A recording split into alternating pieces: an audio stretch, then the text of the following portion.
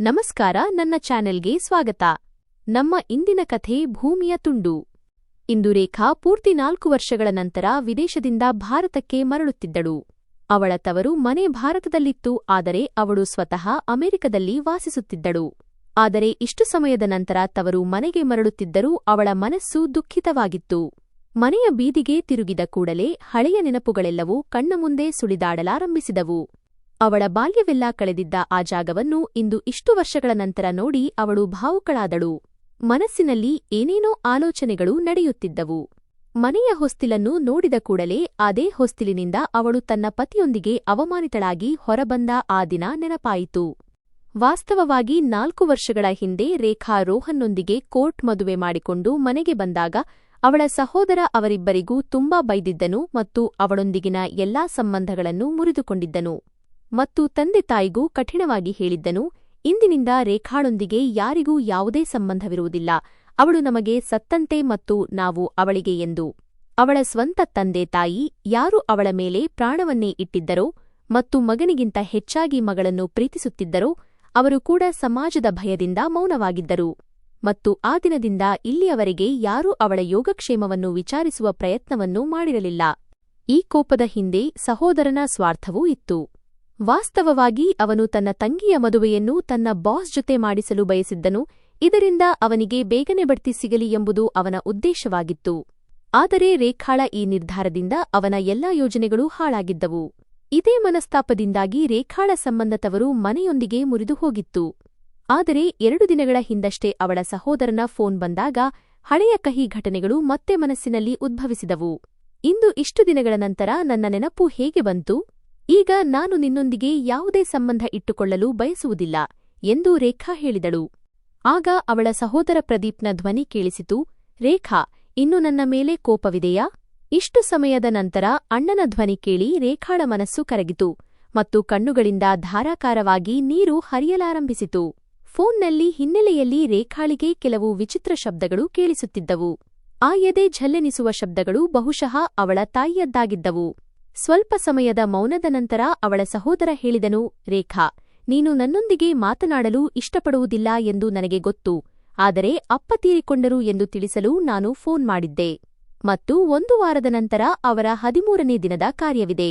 ಸಾಧ್ಯವಾದರೆ ಬಾ, ಅವರ ಆತ್ಮಕ್ಕೆ ಶಾಂತಿ ಸಿಗುತ್ತದೆ. ತಂದೆಯ ಸಾವಿನ ಸುದ್ದಿ ಕೇಳಿದ ತಕ್ಷಣ ಒಂದು ಕ್ಷಣ ರೇಖಾಳ ಎದೆಬಡಿತವೇ ನಿಂತಂತಾಯಿತು. ಕೂಡಲೇ ಅವಳು ಫೋನ್ ಕಟ್ ಮಾಡಿ ಬಿಕ್ಕಿ ಬಿಕ್ಕಿ ಅಳಲಾರಂಭಿಸಿದಳು. ಇಷ್ಟು ವರ್ಷಗಳ ನಂತರ ಫೋನ್ ಬಂದರೂ ಅದು ತಂದೆಯ ಸಾವಿನ ಸುದ್ದಿಯೊಂದಿಗೆ ಬಂದಿತಲ್ಲ ಎಂದು ಅವಳು ನೊಂದಳು. ಆದರೆ ತಾಯಿ ಅಷ್ಟು ವಿಚಿತ್ರವಾಗಿ ಶಬ್ದ ಮಾಡುತ್ತಿದ್ದುದು ಏಕೆ ಎಂದು ರೇಖಾಳಿಗೆ ಅರ್ಥವಾಗುತ್ತಿರಲಿಲ್ಲ. ರೇಖಾಳ ಮನಸ್ಸು ತುಂಬಾ ವ್ಯಾಕುಲಗೊಂಡಿತ್ತು. ಸ್ವಲ್ಪ ಹೊತ್ತಿನಲ್ಲಿ ಅವಳ ಪತಿ ರೋಹನ್ ಮನೆಗೆ ಬಂದಾಗ ರೇಖಾ ಜೋರಾಗಿ ಅಳುತ್ತಿರುವುದನ್ನು ಕಂಡು ಆಶ್ಚರ್ಯಚಕಿತನಾದನು. ಏನಾಯಿತು ರೇಖಾ, ಎಲ್ಲವೂ ಸರಿಯಾಗಿದೆಯೇ ಎಂದು ಕೇಳಿದಾಗ ಪ್ರದೀಪ್ ಫೋನ್ ಮಾಡಿದ್ದ, ಅಪ್ಪ ಇನ್ನೂ ಈ ಪ್ರಪಂಚದಲ್ಲಿಲ್ಲ ಎಂದು ರೇಖಾ ಹೇಳಿದಳು. ಈ ಮಾತು ಕೇಳಿ ರೋಹನ್ ಅಳುತ್ತಿದ್ದ ರೇಖಾಳಿಗೆ ಧೈರ್ಯ ತುಂಬಿದನು ಮತ್ತು ಸ್ವಲ್ಪ ಸಮಾಧಾನಪಡಿಸಿದನು. ನಂತರ ರೇಖಾ, ನಾವು ಇಂದೇ ಮನೆಗೆ ಹೊರಡಬೇಕು ಎಂದಳು. ಅದಕ್ಕೆ ರೋಹನ್, ಆದರೆ ರೇಖಾ, ನನ್ನ ಆಫೀಸಿನಲ್ಲಿ ಇನ್ಸ್ಪೆಕ್ಷನ್ ನಡೆಯುತ್ತಿದೆ, ಹಾಗಾಗಿ ನಾನು ಬರುವುದು ಸಾಧ್ಯವಾಗುವುದಿಲ್ಲ ಎಂದನು. ಆಗ ರೇಖಾ, ಪರವಾಗಿಲ್ಲ, ನಾನು ಇಂದು ಸಂಜೆಯ ವಿಮಾನದಲ್ಲಿ ಭಾರತಕ್ಕೆ ಹೋಗುತ್ತೇನೆ ಎಂದಳು. ಅದಕ್ಕೆ ರೋಹನ್, ಆದರೆ ರೇಖಾ, ನೀನು ಒಬ್ಬಳೇ ಹೇಗೆ ಹೋಗುತ್ತೀಯಾ ಎಂದು ಕೇಳಿದನು. ರೇಖಾ, ನೀವು ಚಿಂತಿಸಬೇಡಿ, ನಾನು ನನ್ನ ಸ್ನೇಹಿತೆಗೆ ಫೋನ್ ಮಾಡುತ್ತೇನೆ, ಅವಳು ನನ್ನನ್ನು ಏರ್ಪೋರ್ಟ್ಗೆ ಕರೆದುಕೊಂಡು ಹೋಗಲು ಬರುತ್ತಾಳೆ ಎಂದಳು. ರೋಹನ್, ಸರಿ, ನಾನು ನಿನಗೆ ಟಿಕೆಟ್ ಬುಕ್ ಮಾಡುತ್ತೇನೆ. ಆದರೆ ಒಂದು ವಿಷಯ ನೆನಪಿಡು, ಅಲ್ಲಿ ಹೆಚ್ಚು ಕಾಲ ಉಳಿಯಬೇಡ, ಬೇಗ ಬರುವುದಕ್ಕೆ ಪ್ರಯತ್ನಿಸು ಎಂದನು. ತನ್ನ ಪತಿಗೆ ವಿದಾಯ ಹೇಳಿ ರೇಖಾ ಭಾರತಕ್ಕೆ ಹೋಗುವ ವಿಮಾನದಲ್ಲಿ ಕುಳಿತಳು.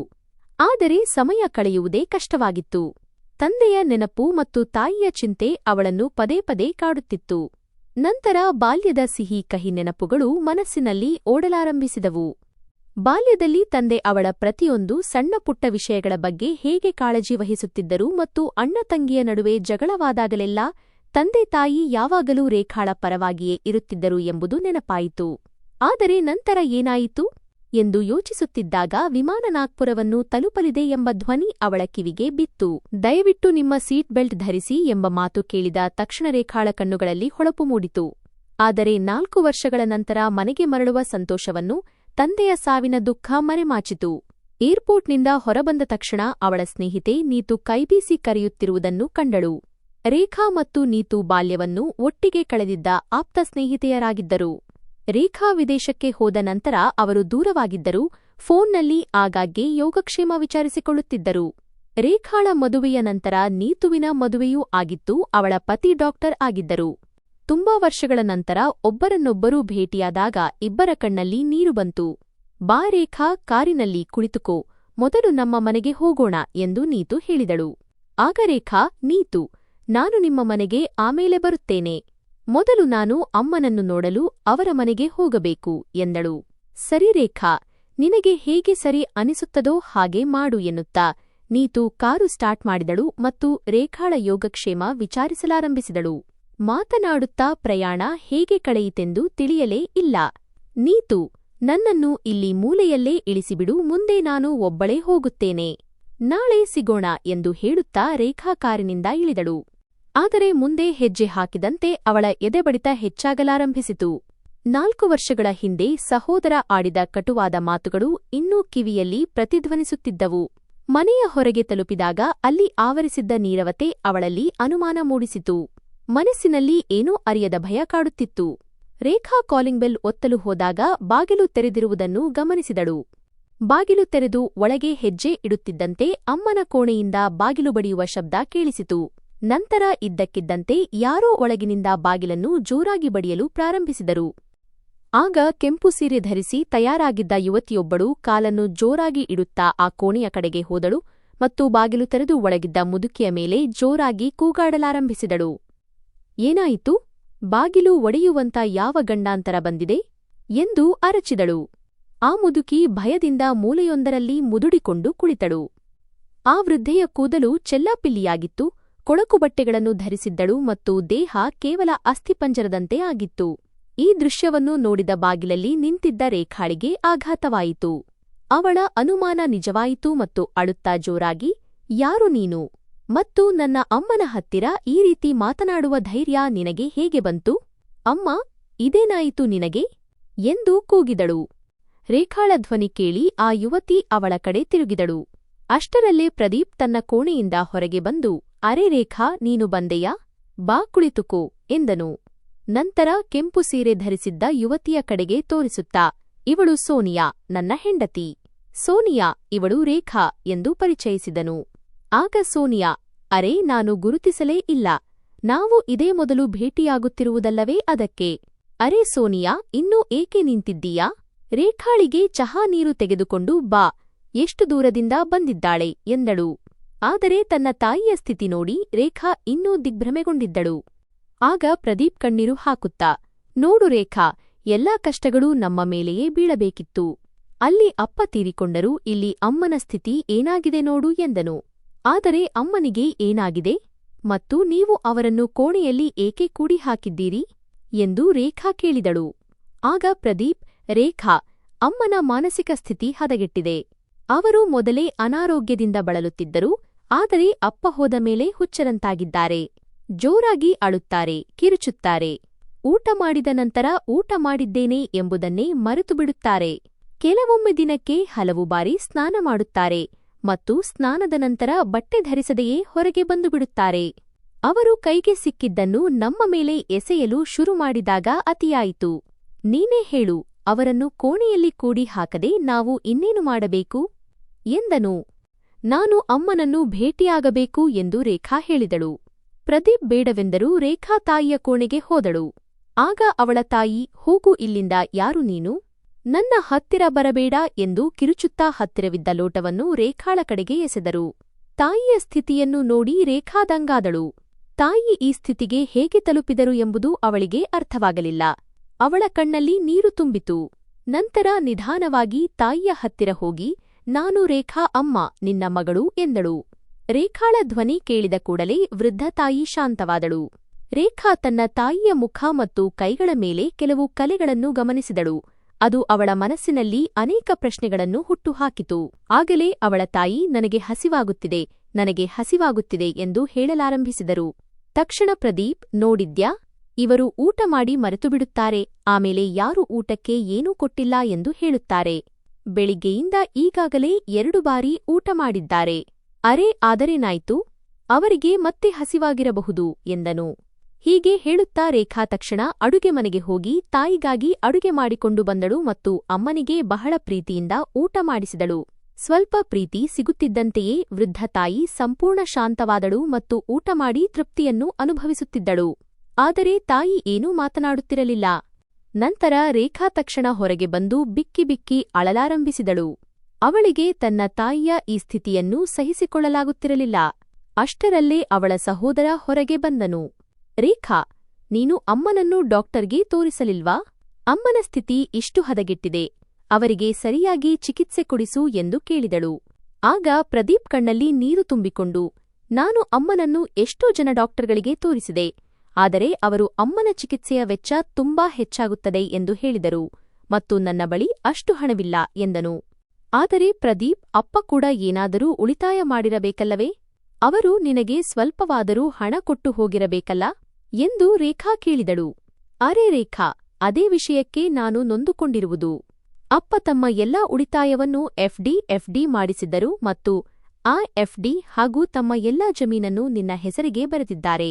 ನನ್ನ ಪಾಲಿಗೆ ಬಂದಿದ್ದು ಕೇವಲ ಈ ಮನೆ ಮತ್ತು ಅವರ ಅಂಗಡಿ, ಅದನ್ನು ಕೂಡ ಅಪ್ಪ ಅಮ್ಮನ ಹೆಸರಿಗೆ ಬರೆದಿದ್ದಾರೆ. ಅವರ ನಂತರವಷ್ಟೇ ಮನೆ ಮತ್ತು ಅಂಗಡಿಯ ಮೇಲೆ ನನಗೆ ಹಕ್ಕಿರುತ್ತದೆ. ನಾನು ಅವರೇನೂ ಆಗಿಯೇ ಇಲ್ಲವೇನೋ ಎಂಬಂತೆ ಅವರು ನನ್ನೊಂದಿಗೆ ನಡೆದುಕೊಂಡರು ಎಂದು ಹೇಳುತ್ತಾ ಪ್ರದೀಪ್ನ ಮನಸ್ಸಿನಲ್ಲಿದ್ದ ಕಹಿ ಹೊರಬರಲಾರಂಭಿಸಿತು. ತನ್ನ ಸಹೋದರನ ಈ ಮಾತು ಕೇಳಿ ರೇಖಾ ತಕ್ಷಣ, ನನಗೆ ಅವರ ಆಸ್ತಿಯಲ್ಲಿ ಏನೂ ಬೇಡ. ನೀನು ಅಮ್ಮನಿಗೆ ಸರಿಯಾಗಿ ಚಿಕಿತ್ಸೆ ಕೊಡಿಸು ಸಾಕು. ನನ್ನ ಅಮ್ಮ ಚೆನ್ನಾಗಿದ್ದರೆ ನಾನು ಅದರಲ್ಲೇ ಸಂತೋಷಪಡುತ್ತೇನೆ ಎಂದಳು. ರೇಖಾಳ ಈ ಮಾತನ್ನು ಕೇಳಿ ಪ್ರದೀಪ್ ಮತ್ತು ಅವನ ಹೆಂಡತಿ ಸೋನಿಯಾಳ ಕಣ್ಣುಗಳಲ್ಲಿ ತಮ್ಮ ಆಸೆ ಈಡೇರುತ್ತಿದೆ ಎಂಬಂತೆ ಒಂದು ಹೊಳಪು ಮೂಡಿತು. ಆಗ ಪ್ರದೀಪ್, ರೇಖಾ, ನಿನ್ನಿಂದ ನನಗೆ ಇದೇ ನಿರೀಕ್ಷೆ ಇತ್ತು. ನೀನು ಒಬ್ಬ ಜವಾಬ್ದಾರಿಯುತ ಸಹೋದರಿ ಮತ್ತು ಮಗಳು. ಅಪ್ಪನ ತಿಥಿ ಕಾರ್ಯ ಮುಗಿದ ನಂತರ ನಾವು ಲಾಯರನ್ನು ಮನೆಗೆ ಕರೆಯಿಸೋಣ.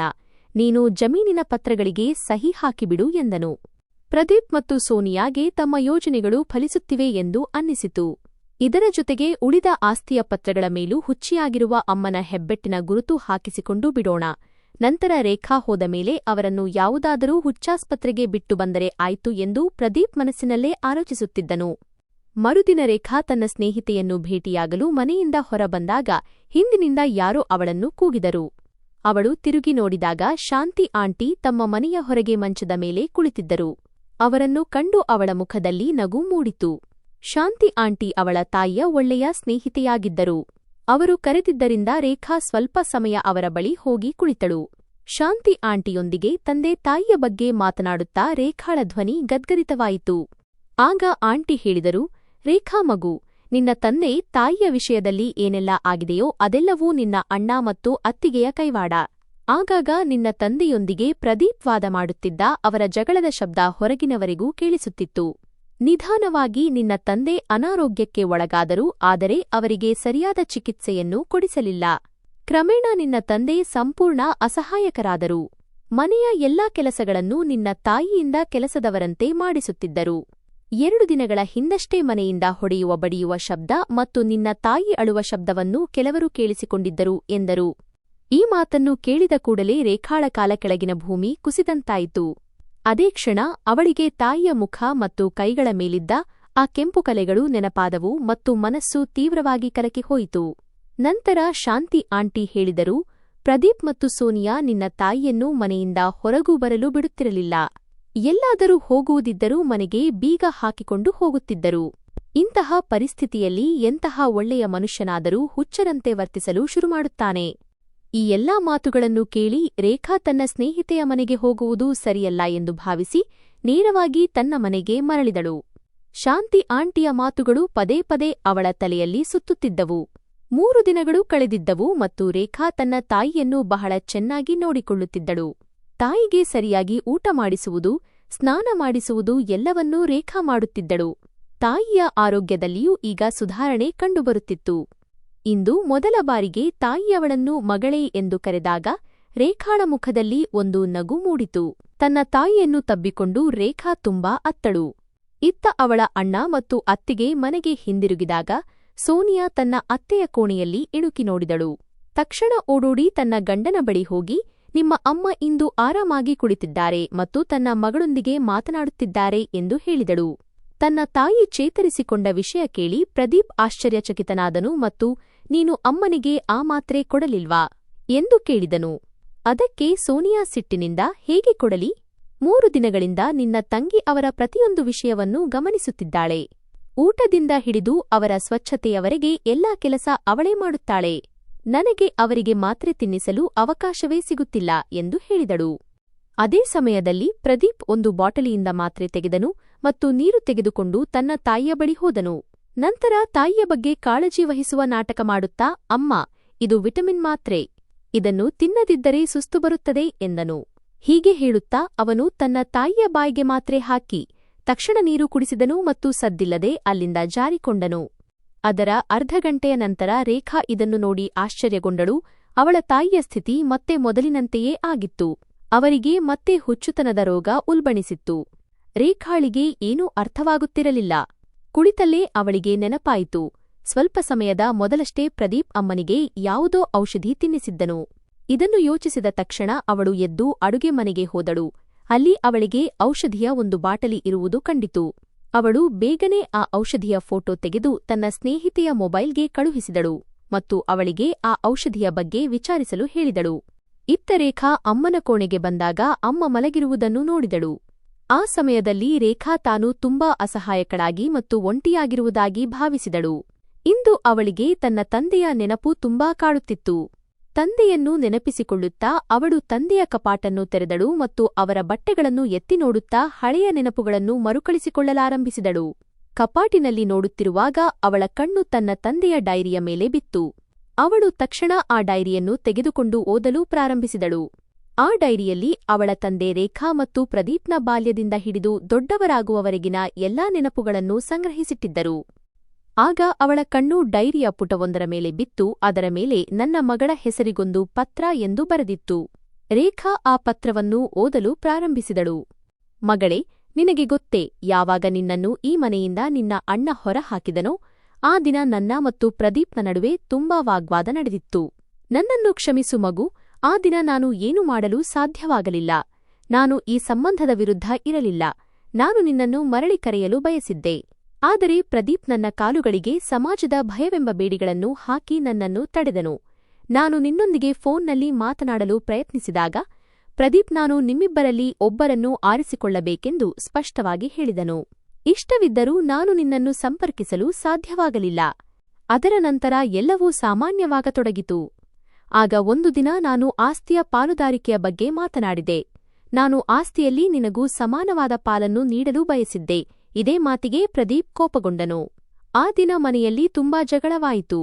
ನಂತರ ನಿನ್ನ ಅಣ್ಣನಿಗೆ ಸೋನಿಯಾಳನ್ನು ಮದುವೆಯಾಗುವ ಭೂತ ಹೊಕ್ಕಿತು. ನಾನು ಎಲ್ಲೋ ವಿಚಾರಿಸಿದಾಗ ಸೋನಿಯಾ ಮತ್ತು ಅವಳ ಮನೆಯವರ ಬಗ್ಗೆ ಯಾರೂ ಒಳ್ಳೆಯ ಅಭಿಪ್ರಾಯ ನೀಡಲಿಲ್ಲ.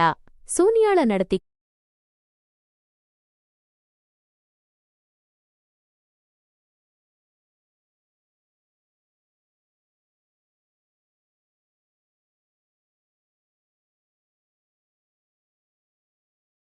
ಕೂಡ ಸರಿಯಾಗಿರಲಿಲ್ಲ.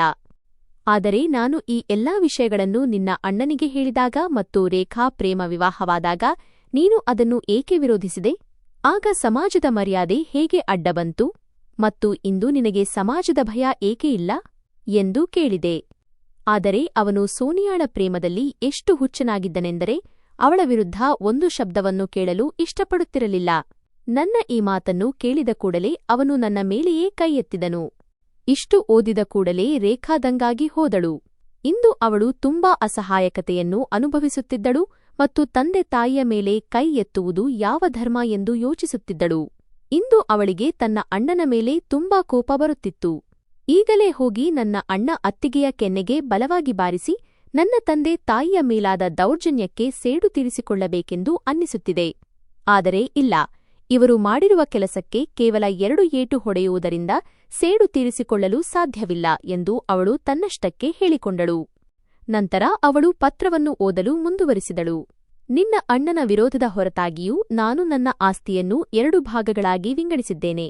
ಏಕೆಂದರೆ ನಾನು ಎಲ್ಲವನ್ನೂ ಪ್ರದೀಪ್ನ ಹೆಸರಿಗೆ ಮಾಡಿದರೆ ನಾಳೆ ಅವನು ನಮ್ಮನ್ನು ಕೇಳುವುದೂ ಇಲ್ಲ ಎಂದು ನನಗೆ ತಿಳಿದಿದೆ. ನನ್ನ ಮತ್ತು ನಿನ್ನ ತಾಯಿಯ ಈ ಸ್ಥಿತಿಗೆ ಕೇವಲ ನಿನ್ನ ಅಣ್ಣ ಮತ್ತು ಅತ್ತಿಗೆಯೇ ಕಾರಣ. ಆದರೆ ನನಗೆ ನನ್ನ ಮಗಳ ಮೇಲೆ ಸಂಪೂರ್ಣ ನಂಬಿಕೆಯಿದೆ. ಅವಳು ತುಂಬಾ ಬುದ್ಧಿವಂತೆ. ನನ್ನ ಆಶೀರ್ವಾದ ಯಾವಾಗಲೂ ನಿನ್ನೊಂದಿಗಿರುತ್ತದೆ. ಸಾಧ್ಯವಾದರೆ ನನ್ನನ್ನು ಕ್ಷಮಿಸು ಮಗಳೇ, ನಿನ್ನ ದುರದೃಷ್ಟವಂತ ತಂದೆ. ತನ್ನ ತಂದೆಯ ಡೈರಿಯಲ್ಲಿದ್ದ ಪತ್ರವನ್ನು ಓದಿ ರೇಖಾ ಬಿಕ್ಕಿ ಬಿಕ್ಕಿ ಅಳಲಾರಂಭಿಸಿದಳು. ಅದೇ ಸಮಯಕ್ಕೆ ಅವಳು ತನ್ನ ಸ್ನೇಹಿತೆಗೆ ಫೋನ್ ಮಾಡಿದಳು. ಹಲೋ ನೀತು, ಎಲ್ಲಿದ್ದೀಯಾ ನೀನು? ನಾನು ನಿನ್ನನ್ನು ಈಗಲೇ ಭೇಟಿಯಾಗಬೇಕು. ಆಗ ನೀತು, ಹೌದು ರೇಖಾ, ನಾನೇ ನಿನಗೆ ಫೋನ್ ಮಾಡಬೇಕೆಂದಿದ್ದೆ. ನನಗೆ ಈ ಔಷಧಿಯ ಬಗ್ಗೆ ನಿನಗೆ ಏನೋ ಹೇಳಬೇಕಿತ್ತು ಎಂದಳು. ಸರಿ, ನಾನೀಗಲೇ ಬರುತ್ತೇನೆ ಎಂದು ಹೇಳಿ ರೇಖಾ ಫೋನ್ ಇಟ್ಟಳು ಮತ್ತು ತಕ್ಷಣ ತನ್ನ ಸ್ನೇಹಿತೆಯನ್ನು ಭೇಟಿಯಾಗಲು ಹೊರಟಳು. ರೇಖಾ ನೀತುವಿನ ಬಳಿ ತಲುಪಿದ ಕೂಡಲೇ ನೀತು ಆಶ್ಚರ್ಯದಿಂದ ಅವಳನ್ನು ಕೇಳಿದಳು, ರೇಖಾ, ನೀನು ನನಗೆ ಫೋಟೋ ಕಳುಹಿಸಿದ ಆ ಔಷಧಿ ಯಾರಿಗಾಗಿ? ಆಗ ರೇಖಾ, ಆ ಔಷಧಿ ನನ್ನ ತಾಯಿಯದ್ದು. ಅದು ವಿಟಮಿನ್ ಔಷಧಿಯೇ ಅಥವಾ ಬೇರೆ ಯಾವುದಕ್ಕಾದರೂ ಸಂಬಂಧಿಸಿದ ಔಷಧಿಯೇ ಎಂದು ತಿಳಿಯಲು ನಾನು ಬಯಸಿದ್ದೆ ಎಂದಳು. ಆಗ ನೀತು, ರೇಖಾ, ಹಾಗಾದರೆ ನಿಮ್ಮ ಮನೆಯಲ್ಲಿ ದೊಡ್ಡ ಪಿತೂರಿ ನಡೆಯುತ್ತಿದೆ. ಏಕೆಂದರೆ ಈ ಔಷಧಿ ಸಾಮಾನ್ಯ ಔಷಧಿಯಲ್ಲ. ಇದೊಂದು ನಿಧಾನಗತಿಯ ವಿಷ, ಸ್ಲೋ ಪಾಯ್ಸನ್. ಇದು ನಿಧಾನವಾಗಿ ಮನುಷ್ಯನ ಮಾನಸಿಕ ಸಮತೋಲನವನ್ನು ಹಾಳುಮಾಡುತ್ತದೆ ಮತ್ತು ಒಂದು ಹಂತದ ನಂತರ ಮನುಷ್ಯ ಸಂಪೂರ್ಣವಾಗಿ ಹುಚ್ಚನಾಗುವ ಪರಿಸ್ಥಿತಿ ಬರುತ್ತದೆ ಎಂದಳು. ಈ ಮಾತು ಕೇಳಿ ರೇಖಾಳಿಗೆ ತನ್ನ ಕಿವಿಗಳ ಮೇಲೆಯೇ ನಂಬಿಕೆ ಬರಲಿಲ್ಲ. ಆಸ್ತಿಪಾಸ್ತಿಗಾಗಿ ತನ್ನ ತಾಯಿಯನ್ನು ಹುಚ್ಚಿಯನ್ನಾಗಿ ಮಾಡುವ ಪಿತೂರಿ ನಡೆಸುವಷ್ಟು ತನ್ನ ಅಣ್ಣ ಕೆಳಮಟ್ಟಕ್ಕೆ ಇಳಿಯಬಹುದೇ ಎಂದು ಅವಳು ಬೆಚ್ಚಿಬಿದ್ದಳು. ಅದೇ ಸಮಯಕ್ಕೆ ಅವಳು ತಲೆ ಹಿಡಿದುಕೊಂಡು ಸೋಫಾದ ಮೇಲೆ ಕುಸಿದು ಕುಳಿತಳು. ನಂತರ ಅವಳು ತಂದೆಯ ಡೈರಿಯಲ್ಲಿ ಬರೆದಿದ್ದ ಎಲ್ಲಾ ವಿಷಯಗಳನ್ನು ತನ್ನ ಸ್ನೇಹಿತೆಗೆ ತಿಳಿಸಿದಳು. ಹೇ ದೇವರೇ, ಇಷ್ಟು ದೊಡ್ಡ ದ್ರೋಹವೇ? ನಿನ್ನ ಅಣ್ಣ ಮತ್ತು ಅತ್ತಿಗೆ ಎಲ್ಲಾ ಆಸ್ತಿಯನ್ನು ಪಡೆಯಲು ಇಷ್ಟು ದೊಡ್ಡ ಯೋಜನೆ ರೂಪಿಸಿದ್ದರೆ ಎಂದು ನೀತು ಉದ್ಗರಿಸಿದಳು. ರೇಖಾ ಮನಸ್ಸಿನಲ್ಲೇ ಕೋಪದಿಂದ ಕುದಿಯುತ್ತಾ, ಯೋಜನೆಯನ್ನು ಈಗ ನಾನು ರೂಪಿಸುತ್ತೇನೆ ನೀತು, ಮತ್ತು ಅದರಲ್ಲಿ ನನಗೆ ನಿನ್ನ ಸಹಕಾರ ಬೇಕು ಎಂದಳು. ಆಗ ನೀತು, ರೇಖಾ, ನಾನು ಯಾವಾಗಲೂ ನಿನ್ನ ಜೊತೆಗಿದ್ದೇನೆ, ನೀನು ಚಿಂತಿಸಬೇಡ, ನಿನ್ನ ಯೋಜನೆ ಏನು ಹೇಳು ಎಂದಳು. ಇಬ್ಬರೂ ಪರಸ್ಪರ ಸ್ವಲ್ಪ ಹೊತ್ತು ಮಾತನಾಡಿಕೊಂಡರು ಮತ್ತು ನಂತರ ಸ್ವಲ್ಪ ಸಮಯದ ನಂತರ ರೇಖಾ ಮನೆಗೆ ಮರಳಿದಳು. ಮರುದಿನ ಬೆಳಿಗ್ಗೆ ರೇಖಾ ತನ್ನ ಸಹೋದರ ಪ್ರದೀಪ್ಗೆ, ಅಣ್ಣ, ಅಪ್ಪನ 13ನೇ ದಿನದ ಕಾರ್ಯ ಮುಗಿದ ನಂತರ ನಾನು ಏರ್ಪೋರ್ಟ್ಗೆ ಹೊರಡುತ್ತೇನೆ. ನನ್ನದು ಸಂಜೆಯ ಫ್ಲೈಟ್ ಇದೆ ಎಂದಳು. ಆಗ ಪ್ರದೀಪ್ ಗಾಬರಿಯಿಂದ, ಅರೆ, ಆದರೆ ನಾನು ನಿನ್ನಿಂದ ಪತ್ರಗಳಿಗೆ ಸಹಿ ಹಾಕಿಸಿಕೊಳ್ಳಬೇಕಲ್ಲ. ನಿನಗೆ ಹೋಗುವುದಿದ್ದರೆ ನಾನು ಮೊದಲೇ ವಕೀಲರಿಗೆ ಫೋನ್ ಮಾಡುತ್ತೇನೆ. ಅಪ್ಪನ ತಿಥಿ ಕಾರ್ಯ ಮುಗಿದ ತಕ್ಷಣ ನೀನು ಜಮೀನಿನ ಪತ್ರಗಳಿಗೆ ಸಹಿ ಹಾಕಿಬಿಡು ಎಂದನು. ನಿಗದಿತ ಸಮಯಕ್ಕೆ ಪಂಡಿತರು ಬಂದರು ಮತ್ತು ತಿಥಿ ಕಾರ್ಯಗಳು ಪ್ರಾರಂಭವಾದವು. ನಿಧಾನವಾಗಿ ಎಲ್ಲಾ ನೆರೆಹೊರೆಯವರು ಮತ್ತು ಸಂಬಂಧಿಕರು ಬರಲು ಪ್ರಾರಂಭಿಸಿದರು. ಕಥೆ ಮುಗಿದ ನಂತರ ಪಂಡಿತರು ದಿವಂಗತ ಆತ್ಮಕ್ಕೆ ಶಾಂತಿ ಕೋರಿ ಪ್ರಾರ್ಥಿಸಿದರು ಮತ್ತು ನಂತರ ಜನರು ಮೈಕ್ ಮುಂದೆ ಬಂದು ಅವರ ಬಗ್ಗೆ ತಮ್ಮ ಒಳ್ಳೆಯ ಅಭಿಪ್ರಾಯಗಳನ್ನು ವ್ಯಕ್ತಪಡಿಸಲು ಪ್ರಾರಂಭಿಸಿದರು. ನಂತರ ಪ್ರದೀಪ್ ಎದ್ದು ನಿಂತು ತನ್ನ ತಂದೆಯನ್ನು ತನ್ನ ದೇವರು ಎಂದು ಹೇಳುತ್ತಾ ಅವರ ಬಗ್ಗೆ ಒಳ್ಳೆಯ ಮಾತುಗಳನ್ನು ಆಡಲಾರಂಭಿಸಿದನು. ಅದೇ ಕ್ಷಣ ಎದ್ದು ಪ್ರದೀಪ್ನ ಅಸಲಿಯತ್ತನ್ನು ಜಗತ್ತಿಗೆ ತೋರಿಸಬೇಕೆಂದು ರೇಖಾಳಿಗೆ ಅನ್ನಿಸಿತು. ಆದರೆ ಆ ಸಮಯದಲ್ಲಿ ಅವಳು ತನ್ನನ್ನು ತಾನು ನಿಯಂತ್ರಿಸಿಕೊಂಡಳು. ಬಹುಶಃ ಅವಳು ಯಾರಿಗೋಸ್ಕರ ಕಾಯುತ್ತಿದ್ದಳು. ಪ್ರದೀಪ್ ಎಲ್ಲರ ಮುಂದೆ ಒಳ್ಳೆಯವನಾಗುವ ನಾಟಕವಾಡಿದನು. ಸ್ವಲ್ಪ ಹೊತ್ತಿನ ನಂತರ ರೇಖಾ ತನ್ನ ತಂದೆಗೆ ಶ್ರದ್ಧಾಂಜಲಿ ಸಲ್ಲಿಸುತ್ತಾ ಮಾತನಾಡಲು ಪ್ರಾರಂಭಿಸಿದಳು. ಆಗ ಅವಳ ಕಣ್ಣು ಪ್ರದೀಪ್ನ ಮೇಲೆ ಬಿತ್ತು. ಪ್ರದೀಪ್ನ ಜೊತೆ ವಕೀಲರು ಕುಳಿತಿದ್ದರು ಮತ್ತು ಅವರು ಅವನಿಗೆ ಎಲ್ಲಾ ಕಾಗದ ಪತ್ರಗಳನ್ನು ತೋರಿಸುತ್ತಿದ್ದರು. ರೇಖಾಳ ಕಣ್ಣುಗಳಲ್ಲಿ ನೀರು ತುಂಬಿತು. ಅಷ್ಟರಲ್ಲೇ ಅವಳು ಬಾಗಿಲ ಕಡೆ ನೋಡಿದಳು. ಅಲ್ಲಿ ನೀತು ತನ್ನ ಪತಿಯೊಂದಿಗೆ ಬಂದು ತಲುಪಿದ್ದಳು. ಈಗ ರೇಖಾಳ ಧೈರ್ಯ ಹೆಚ್ಚಾಯಿತು. ತನ್ನ ತಂದೆಯ ಬಗ್ಗೆ ಮಾತನಾಡಿದ ನಂತರ ರೇಖಾ, ನಾನು ನಿಮ್ಮೆಲ್ಲರ ಹತ್ತಿರ ಒಂದು ಮುಖ್ಯವಾದ ವಿಷಯ ಮಾತನಾಡಬೇಕು. ಬಹುಶಃ ನಿಮಗೆಲ್ಲರಿಗೂ ಗೊತ್ತಿಲ್ಲ. ನನ್ನ ಅಣ್ಣನ ದೃಷ್ಟಿಯಲ್ಲಿ ನನ್ನ ಬೆಲೆ ಕೇವಲ ಒಂದು ತುಂಡು ಭೂಮಿ ಅಷ್ಟೇ ಎಂದಳು. ರೇಖಾಳ ಈ ಮಾತು ಕೇಳಿ ಎಲ್ಲರೂ ಆಶ್ಚರ್ಯಚಕಿತರಾದರು. ನಂತರ ರೇಖಾ, ಹೌದು, ನನ್ನ ತಂದೆ ನನ್ನ ಹೆಸರಿಗೆ ಬರೆದು ಹೋಗಿರುವ ಆ ಜಮೀನಿಗಾಗಿಯೇ ನನ್ನನ್ನು ಇಲ್ಲಿಗೆ ಕರೆಯಿಸಲಾಗಿದೆ. ಒಂದು ವೇಳೆ ಆ ಜಮೀನು ನನ್ನ ಹೆಸರಿನಲ್ಲಿ ಇಲ್ಲದಿದ್ದರೆ ನನ್ನ ತಂದೆ ಈ ಪ್ರಪಂಚದಲ್ಲಿಲ್ಲ ಎಂಬ ವಿಷಯ ಕೂಡ ನನಗೆ ತಿಳಿಯುತ್ತಿರಲಿಲ್ಲ ಎಂದಳು. ಅದೇ ಸಮಯಕ್ಕೆ ಅವಳ ಸಹೋದರ ಪ್ರದೀಪ್ ಎದ್ದು ನಿಂತನು ಮತ್ತು ಕೋಪದಿಂದ ಅವಳ ಕಡೆ ನೋಡಲಾರಂಭಿಸಿದನು. ಆಗ ರೇಖಾ, ತಂದೆ ತಾಯಿಯ ಆಸ್ತಿಯ ಮೇಲೆ ಹೆಣ್ಣುಮಕ್ಕಳಿಗೆ ಹಕ್ಕಿಲ್ಲ ಎಂಬ ವಿಷಯವನ್ನು ನಿಮ್ಮ ಮನಸ್ಸಿನಿಂದ ಸಂಪೂರ್ಣವಾಗಿ ತೆಗೆದುಹಾಕಿ. ನಾವೇ ಹೆಣ್ಣುಮಕ್ಕಳು ನಮ್ಮ ಹಕ್ಕನ್ನು ಬಿಟ್ಟುಕೊಡುವುದು ಕೇವಲ ನಮ್ಮ ತಂದೆ ತಾಯಿಗೆ ಯಾವುದೇ ತೊಂದರೆಯಾಗಬಾರದು ಎಂದು ಮಾತ್ರ. ಆದರೆ ನಿನ್ನ ಈ ಕೃತ್ಯದಿಂದ ಒಂದು ವಿಷಯವಂತೂ ಸ್ಪಷ್ಟವಾಗಿದೆ. ನನ್ನ ತವರು ಮನೆ ಶಾಶ್ವತವಾಗಿ ಮುಗಿದುಹೋಗಿದೆ ಮತ್ತು ಕಳೆದ ಕೆಲವು ಸಮಯದಿಂದ ನೀನು ಮತ್ತು ನಿನ್ನ ಹೆಂಡತಿ ನನ್ನ ತಂದೆ ಮತ್ತು ತಾಯಿಯೊಂದಿಗೆ ಏನು ಮಾಡಿದ್ದೀರೋ ಅದಕ್ಕಾಗಿ ನಾನು ನಿನ್ನನ್ನು ಎಂದಿಗೂ ಕ್ಷಮಿಸುವುದಿಲ್ಲ. ನಿನ್ನ ಪ್ರತಿಯೊಂದು ಕೃತ್ಯಕ್ಕೂ ಲೆಕ್ಕ ಸಿಗಲಿದೆ. ರೇಖಾ ಹೀಗೆ ಮಾತನಾಡುವುದನ್ನು ಕಂಡು ಪ್ರದೀಪ್ ಅವಳ ಹತ್ತಿರ ಹೋಗಿ ಬೆದರಿಸುತ್ತಾ, ರೇಖಾ, ನೀನು ಇಲ್ಲಿ ಏನನ್ನು ಹೇಳಲು ಬಂದಿದ್ದೀಯೋ ಅದನ್ನಷ್ಟೇ ಹೇಳು ಮತ್ತು ಇಲ್ಲಿಂದ ತೊಲಗು. ಬೇರೆ ಅನಗತ್ಯ ಮಾತುಗಳನ್ನಾಡಿದರೆ ಪರಿಣಾಮ ತುಂಬಾ ಕೆಟ್ಟದಾಗಿರುತ್ತದೆ ಎಂದನು. ಆಗ ಸೋನಿಯಾ ಪ್ರದೀಪ್ನ ಬಳಿ ಬಂದು ಸುಮ್ಮನಿರುವಂತೆ ಸನ್ನೆ ಮಾಡಿದಳು ಮತ್ತು ರೇಖಾಳಿಗೆ, ಅಕ್ಕ, ನೀವು ಮನೆಯ ವಿಷಯಗಳನ್ನು ಎಲ್ಲರ ಮುಂದೆ ಏಕೆ ಬಾಯ್ಬಿಡುತ್ತಿದ್ದೀರಿ? ಇಲ್ಲಿ ನೀವು ಮನೆಯ ಜಗಳಗಳನ್ನು ಇಟ್ಟುಕೊಂಡು ಕುಳಿತರೆ ಅಪ್ಪನ ಆತ್ಮಕ್ಕೆ ಶಾಂತಿ ಸಿಗುತ್ತದೆಯೇ ಎಂದಳು. ಆಗ ರೇಖಾ, ಅರೆ ವಾಹ್, ಯಾರ ಕಾರಣದಿಂದ ನನ್ನ ತಂದೆ ಈ ಪ್ರಪಂಚದಿಂದ ನರಳಿ ನರಳಿ ಪ್ರಾಣಬಿಟ್ಟರೋ ಅದೇ ಜನ ಇಂದು ಅವರ ಆತ್ಮದ ಶಾಂತಿಯ ಬಗ್ಗೆ ಮಾತನಾಡುತ್ತಿದ್ದಾರೆ. ಆದರೆ ಇಂದು ನಾನು ಸುಮ್ಮನಿರುವುದಿಲ್ಲ. ಕೊನೆಗೂ ಎಲ್ಲರಿಗೂ ತಿಳಿಯಲಿ, ಒಂದು ಭೂಮಿಯ ತುಂಡು ಮನುಷ್ಯನನ್ನು ಎಷ್ಟರ ಮಟ್ಟಿಗೆ ಕೆಳಜಾರಿಸುತ್ತದೆ ಎಂದಳು. ನಂತರ ರೇಖಾ ತನ್ನ ಪರ್ಸ್ನಿಂದ ಆ ಔಷಧಿಯನ್ನು ತೆಗೆದು, ಇಲ್ಲಿ ನೋಡಿ, ಇದು ನನ್ನ ಅಣ್ಣ ಮತ್ತು ಅತ್ತಿಗೆ ನನ್ನ ಅಮ್ಮನಿಗೆ ಕೊಡುತ್ತಿದ್ದ ಔಷಧಿ. ಮತ್ತು ಈ ವಿಷಯ ತಿಳಿದರೆ ನಿಮಗೆಲ್ಲರಿಗೂ ಆಶ್ಚರ್ಯವಾಗಬಹುದು. ಇದು ಔಷಧಿಯಲ್ಲ, ಬದಲಿಗೆ ಇದೊಂದು ವಿಷ. ಇದು ಮನುಷ್ಯನನ್ನು ಸಂಪೂರ್ಣವಾಗಿ ಹುಚ್ಚನನ್ನಾಗಿ ಮಾಡುತ್ತದೆ ಎಂದು ಹೇಳಿದಳು. ಇದೇನು ಅಸಂಬದ್ಧ ಮಾತನಾಡುತ್ತಿದ್ದೀಯಾ ರೇಖಾ? ಇದೆಲ್ಲ ನನ್ನನ್ನು ಕೆಟ್ಟವನನ್ನಾಗಿ ಮಾಡಲು ನೀನು ಹೂಡಿರುವ ತಂತ್ರ ಎಂದು ಪ್ರದೀಪ್ ಅರಚಿದನು. ಅರೆ ಪ್ರದೀಪ್, ಇನ್ನೂ ಅಪ್ಪನ ಡೈರಿ ಓದುವುದು ಬಾಕಿ ಇದೆ ಎಂದು ರೇಖಾ ಹೇಳಿದಾಗ ಪ್ರದೀಪ್ ಮತ್ತು ಸೋನಿಯಾ ಬೆದರಿಹೋದರು. ಆಗ ಸೋನಿಯಾ ಪ್ರದೀಪ್ಗೆ ಅಲ್ಲಿಂದ ಸದ್ದಿಲ್ಲದೆ ಜಾರಿಕೊಳ್ಳಲು ಸನ್ನೆ ಮಾಡಿದಳು. ಅವರಿಬ್ಬರೂ ಅಲ್ಲಿಂದ ಹೊರಡಲು ಹೋದ ತಕ್ಷಣವೇ ಪೊಲೀಸರು ಸ್ಥಳಕ್ಕೆ ತಲುಪಿದರು ಮತ್ತು ಪ್ರದೀಪ್ ಹಾಗೂ ಸೋನಿಯಾಳನ್ನು ಹಿಡಿದುಕೊಂಡರು. ಆಗ ರೇಖಾ, ಏಕೆ ಪ್ರದೀಪ್, ಇಲ್ಲಿಂದ ಸದ್ದಿಲ್ಲದೆ ಜಾರಿಕೊಳ್ಳುತ್ತಿದ್ದೆಯಾ? ಜಮೀನು ನಿನ್ನ ಹೆಸರಿಗೆ ಮಾಡಿಸಿಕೊಳ್ಳಬೇಕಿಲ್ಲವೇ ಎಂದು ಕೇಳಿದಳು. ರೇಖಾ ವಕೀಲರ ಕೈಯಿಂದ ಪ್ರದೀಪ್ ಸಹಿ ಹಾಕಿಸಿಕೊಳ್ಳಲು ಬಯಸಿದ್ದ ಕಾಗದ ಪತ್ರಗಳನ್ನು ತೆಗೆದುಕೊಂಡಳು ಮತ್ತು ಎಲ್ಲಾ ಸಾಕ್ಷ್ಯಾಧಾರಗಳನ್ನು ಪೊಲೀಸರ ಕೈಗೆ ಕೊಟ್ಟಳು. ನಂತರ ನೀತುವಿನ ಡಾಕ್ಟರ್ ಪತಿ ಔಷಧಿಯ ವರದಿಯನ್ನು ಕೂಡ ಪೊಲೀಸರಿಗೆ ಒಪ್ಪಿಸಿದರು. ಪ್ರದೀಪ್ ಮತ್ತು ಅವನ ಹೆಂಡತಿ ಸೋನಿಯಾ ಹೆಣೆದಿದ್ದ ಪಿತೂರಿ ಮಣ್ಣುಪಾಲಾಯಿತು. ಮೋಸಗಾರ ಗಂಡ ಹೆಂಡತಿಗೆ ನ್ಯಾಯಾಲಯ 3 ವರ್ಷಗಳ ಜೈಲು ಶಿಕ್ಷೆ ವಿಧಿಸಿತು ಮತ್ತು ಆಸ್ತಿಯ ತೀರ್ಪನ್ನು ರೇಖಾಳ ಕೈಗೆ ನೀಡಲಾಯಿತು.